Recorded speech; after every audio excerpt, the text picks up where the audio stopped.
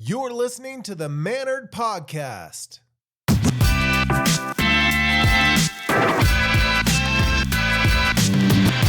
Welcome to the Mannered Podcast, where we laugh our way through life's awkward moments and uncover the stories behind good manners, bad manners, and everything in between. I'm your host, Sean Rhodes, and today we're diving into the wild world of grocery store etiquette, the place where patience, politeness, and personal space all get put to the test. And joining me today is a very special guest, John Rotherham, whose family has owned grocery stores for a generation and who now runs one of the most amazing cannabis experiences you can ever experience with Nature's Herbs and Wellness. They're one of the leading cannabis companies in the region. Together, we're talking about everything from cart chaos and produce faux pas to checkout line politics in those moments when someone blocks the aisle like it's their own living room. Let's get mannered.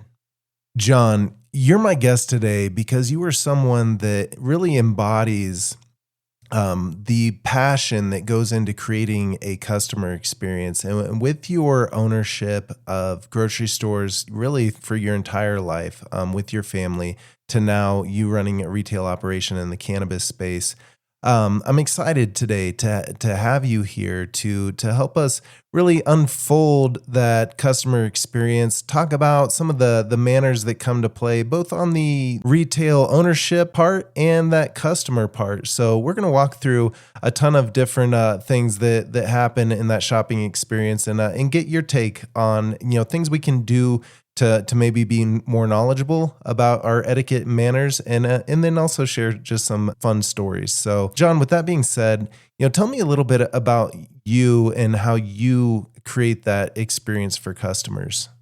Thanks, Sean. Thanks for having me. I think mostly, like you said, everybody just needs to respect everybody else's space. And with us, we just try to make the experience shopping as pleasant as possible. And owning a grocery store for 20 years, it really, and then working for Safeway before that, it really gave me the knowledge and the way to treat people. Because the way that it is nowadays, it isn't like the way it used to be. I mean, when I was a caddy at Safeway, sacking groceries, I mean, we helped everybody out, and nowadays it's tough to even get anybody to sack your groceries. Yeah, absolutely. So it's changed a lot over the years, and it's all about convenience and getting people through fast and efficiently as possible, instead of giving them that customer service experience that we're used to back when I grew up.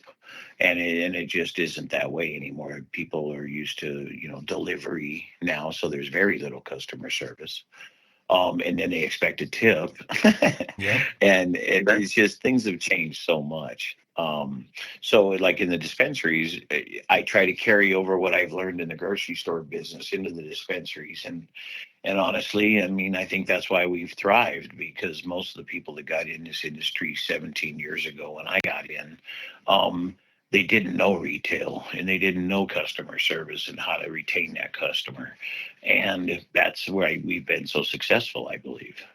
And as far as like pet peeves or anything, I mean, I won't go to the grocery store nowadays because my wife goes shopping. And after owning them for so long, it's kind of disappointing to go and look at the way everything is. It's just so commercialized, and it's just, you don't have your butcher no more. You can't get select cuts of meat. If you ask, sometimes you can. It just depends on if that gentleman's there that day. Where back in the day, we hand cut all the meat. I mean, I cut meat for 20 years, and the produce was just better. We were able to purchase, our products came out of Rapid City, South Dakota, and I feel like the things that we sold here in Colorado were a better product than like what you would get at, like, say, Safeway or King Soopers, because we dealt on a smaller scale. Yeah, John, you can easily see your experience and how that has helped shaped what you're doing now with Nature's Herbs and Wellness. And for all those who are listening right now, if you haven't yet and you're wanting to check out not just an incredible cannabis experience, but just an incredible retail shopping experience, go check out John's Nature's Herbs and Wellness in Milliken, Colorado. It's just up north off the Johnstown exit off of I-25. It will blow your mind. the care and the attention to the customer experience that John has put into his business. It's quite incredible. Go check that out. You'll be amazed. And so, John, in addition to being a business owner, you're also a customer. I'd like to talk to you a little bit about just you as a customer going into that retail experience, and maybe, give me your thoughts on things that you wish that maybe other store owners did better, or the things that other customers do that maybe they could do better with their manners and etiquette in that shopping environment. Back in the day when we ran the grocery stores, it's been a few years. I've been in the marijuana business now for 17 years. Um, you just catered to the customer a lot more. And I would say the only thing that was a pet peeve back then, maybe a couple things, your older people, they like to be catered to, and they like, we knew everybody's name, and it was just a totally different shopping experience. I guess the only thing that was really always that was the biggest turnoff is when you deal with the public is theft. And owning a grocery store, it really opened your eyes up at how much theft there is. And I have a, for instance, story that I always talk about. There was this one lady that, we tried to catch her shoplifting several times. And back then, we had just put in cameras and they were fairly new. Even back then, the cameras are still black and white. Um, and this lady came in and went shopping, and I known she'd been stealing for a while, and I finally got her on camera. But what she stole was a 13-cent pack of Kool-Aid. And I I called the police and I had her arrested. Well, her husband came in while the police were en route and tried to talk me out of calling the police because they were on the way to the airport, taking his mother to the airport. Oh my So it God. was pretty embarrassing for her to be, caught stealing a 13-cent pack of Kool-Aid. But I did it out of principle. Yep. So I mean, we dealt with a lot of it. But I guess my point is by the time I got to that point, I was pretty thoroughly over it, and theft to me is theft. I cannot stand a thief. Having you spend a lifetime of thinking of all the different ways that someone can steal from you, that's god awful. Yeah, like my father always said, he says you have to think of every single way that someone's going to steal from you, and all they have to do is think of one that works. Yeah, your father sounds like a wise man that unfortunately gained his wisdom the hard way, and sorry he went through that. And the marijuana business actually is a lot better because the regulatory process dictates that we have cameras everywhere. We do pocket checks on employees and things like that. And then once people are aware that all those cameras are there, it's amazing how well behaved they are. Yeah, absolutely. Yeah. Now, speaking of well behaved, let's talk about some bad behavior, in my opinion. And one of the things that really sets me off, and it's one of the reasons I wanted to do this episode on grocery store etiquette, cart abandonment. It seems to be one of those things that just absolutely sets me off. I don't know what it is, but when I pull up to a parking lot and it's full of rogue shopping carts, it just, the steam starts coming out of my ears. So tell me a little bit on your side of things, as the grocery store owner or that retail owner. Is that something I should just let roll off my shoulder, or is it something that causes you all some grief and having to, create an extra duty, but also create some extra, risk and things like that for customers? What are your thoughts on that, John? That's funny, but I guess we never really had a problem with that. I mean, there's cart caddies in the parking lot, and most people are pretty good about putting carts in those caddies. I feel, but I see them. You see it every once in a while. But the biggest thing with those carts anymore nowadays is if the wind catches them, they can do quite a bit of damage. So Yep. it is a pet peeve, and people. But I don't think I don't know. I don't see it as much as maybe. I guess I just don't go to the grocery store that as much as I used to. All right. So it sounds like I'm getting a little too worked up about that. I just need to calm down a bit about the rogue shopping cart situation. All right. So the next thing I want to talk about is really for my own personal education here, and something that happens fairly often to me. I see it happen to others, but produce shopping, you're pulling something off the counter and the cucumbers or the apples, whatever it is, fall off on the ground. What's the right thing to do? Do you go tell someone about it? Do you put it back? Do you set it aside on a different shelf? Help me out with your experience, John. What's the right thing to do in that situation?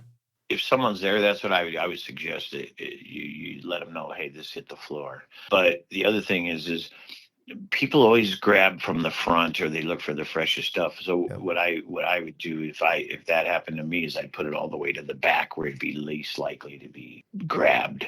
Okay. But and then it gets rotated and so on and so forth. But yeah, the best thing to do would be contact somebody. But honestly, anymore in a grocery store, it's hard to find employees. Yeah, I mean, with the self checkout, I mean, they don't have.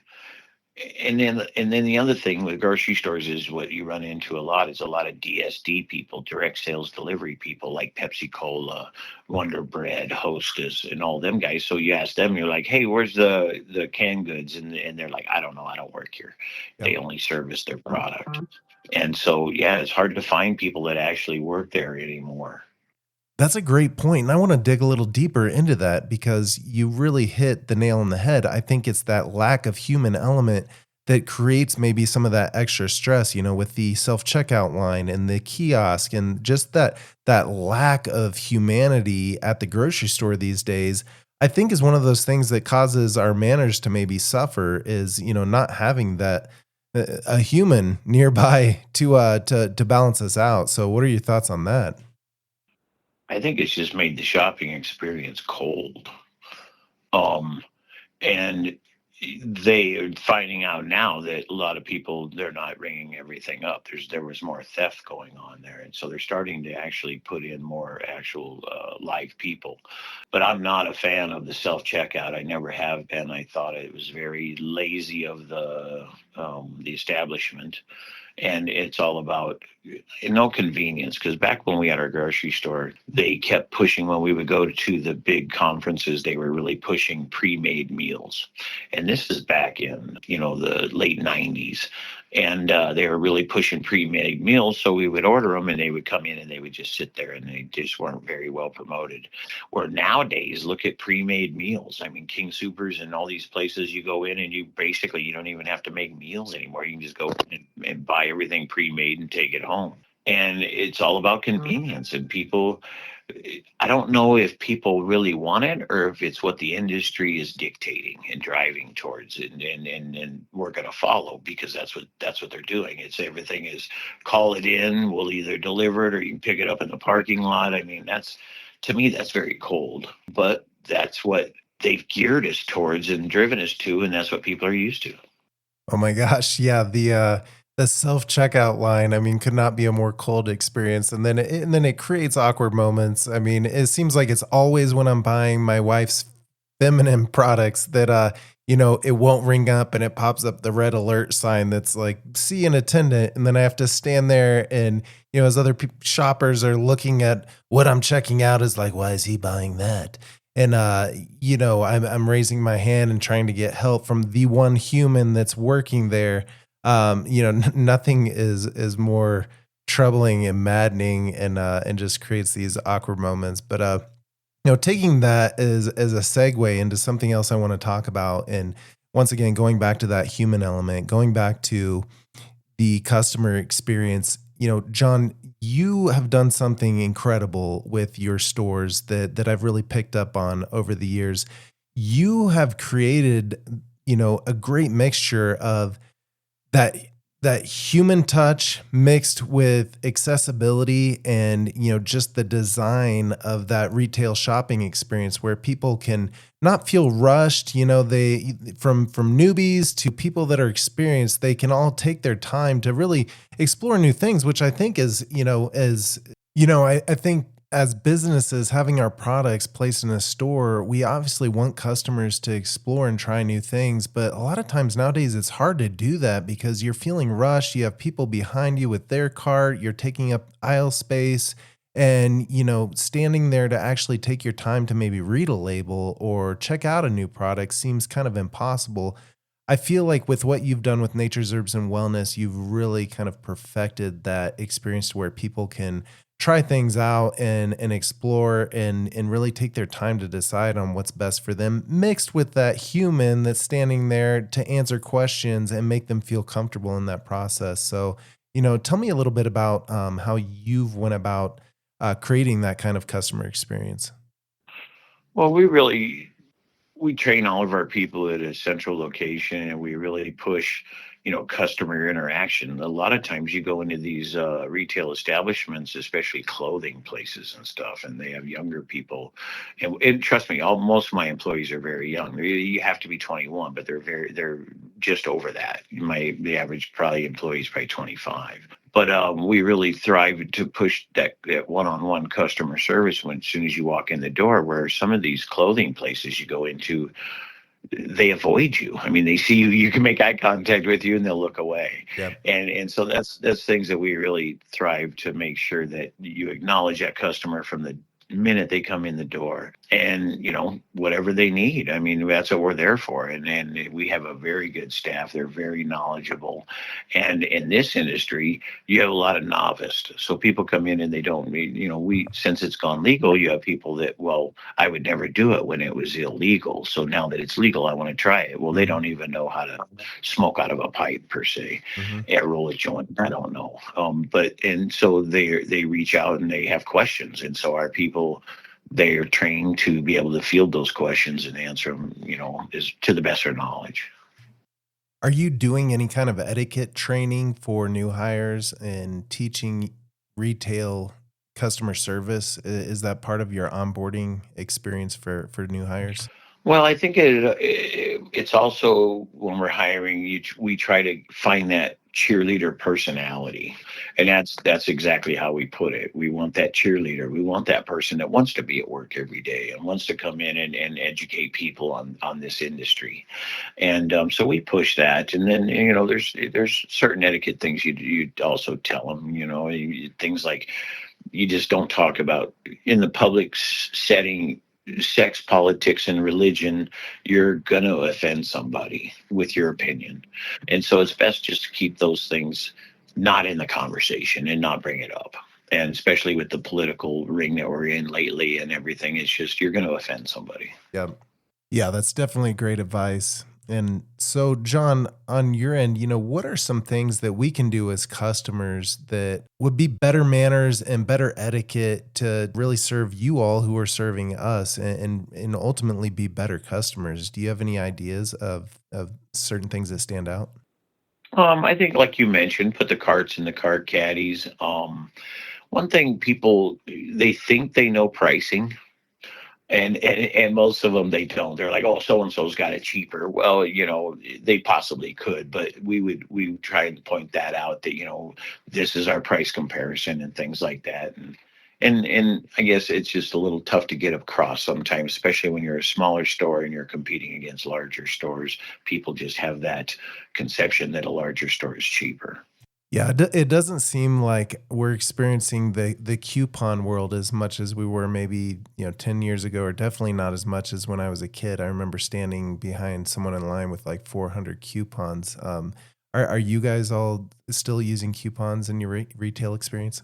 We've tried several different advertising things in the marijuana industry, and to right now, our number one return on advertising is a direct mailer coupon that we're doing.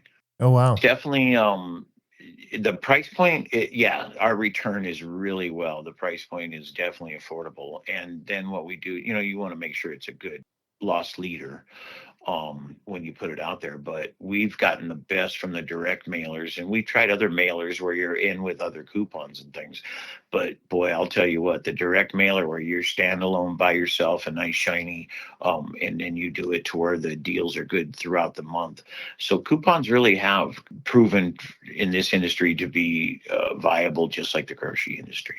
But the Absolutely. grocery industry coupons have changed quite a bit. Now they're so much readily available online that Hmm. if a person is really, truly a coupon clipper, you could save a bunch of money. But most people are lazy. They want the convenience and they don't care. Yeah, you're right. As a customer, I think we are a mixture between lazy and also always rushed. Every time we're stepping foot in a grocery store, it's just a mad dash to get in and get out. And so I think we are looking for, the easiest possible shopping experience available to us. So, well, John, next, I'd like to talk as we're wrapping things up here about you as either an owner or a customer. And please give us some insight into maybe some stories, some awkward moments that you've experienced over the years as either a customer or an operator of that retail shopping environment. One thing I think as people get older and they're elderly in a grocery store, they lose all filters. And Yep. I'll tell you what, elderly people, they pass gas in the most awkward places you couldn't imagine in a grocery store, and they're oblivious to it. They don't care. It's just it's crazy. It really is. And my dad always used to tell a story. He was assistant manager at Safeway as a produce department, and a lady came up to him and says, "Sir, would you cut this head of lettuce in half for me? I only want a half a head of lettuce." Mhm. And he said, "Sure." And he turns around to walk in the back to go do it. And he didn't realize she was following him. And he gets back there, and the produce manager says, "What are you doing?" And he says, "Oh, I don't know if I can say this, but he says, 'Oh, some bitch out there wants a half a head of lettuce.'" And he turned around, and the lady was standing there, and he says, "And this lady here wanted the other half." I don't know if it's a true story or a joke. Oh, yeah, that was pretty quick on your feet for your dad. So that was a perfect response and way for him to play it there. And it's just a mentality of catering to the customer. Yeah, And it just, you know, don't see that in a retail setting anymore. And like I yeah, said, a lot of the employees would just as soon avert contact with you. yeah. And another thing, you know, I hate to bring it back to theft, but that was our thing in a grocery store is if you make eye contact with someone as soon as they walk through the door and you greet them, they know that they're there. Hmm. But if you ignore them, they're like, they didn't even see me. I can go do whatever I want to do. Yep. And, and in you doing so, not only puts them on the defense, but it's good etiquette. You just greeted this person and asked, "Can I help you find anything?" You know, I mean, everything's going. You know, it's just you don't get that anymore.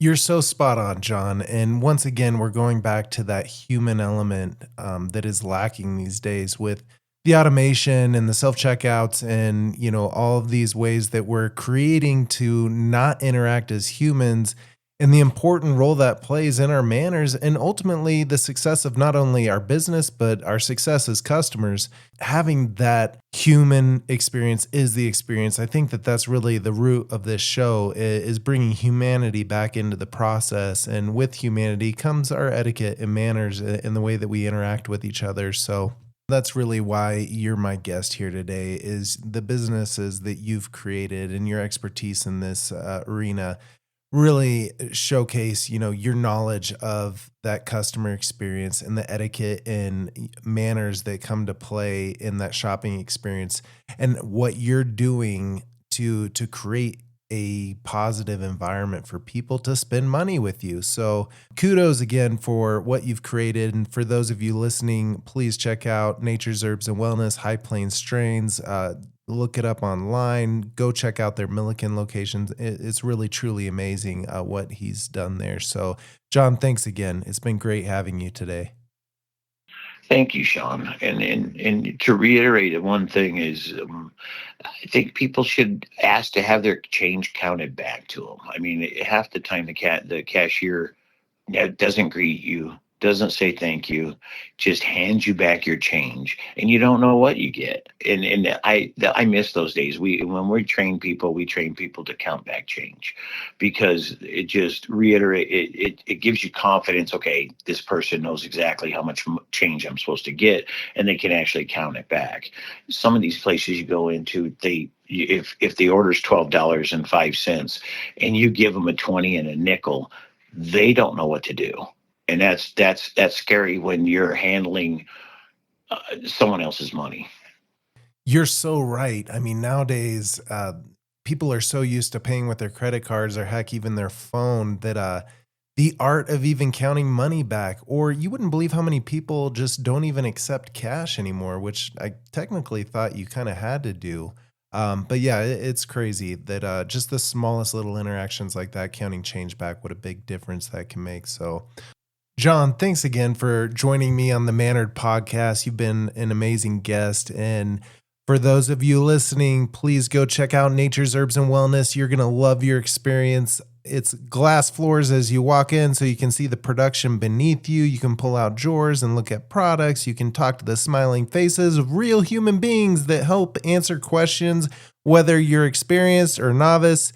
It is a great environment, and it is a tribute to the kind of passion that John has for that customer experience. So, John, no one better in the business. Thank you so much for joining me on the Manner podcast today. You bet. Thank you, Sean. I really appreciate you. All right, folks. Well, that's a wrap on today's trip down the grocery aisle. Big thanks to my guest, John Rotherham, for joining me and reminding us that good manners aren't just for dinner parties. They're for the produce aisles, parking lots, and anywhere someone's pushing a cart. Next time you're out shopping, return the cart, share the aisle, and maybe even let someone with just a loaf of bread go ahead of you. It's the little courtesies that make a big difference, and who knows, maybe they'll pay it forward. I'm Sean Rhodes, and this has been Mannered, where we laugh, learn, and try to make life's little awkward moments just a little smoother. Until next time, stay polite out there and don't forget the milk.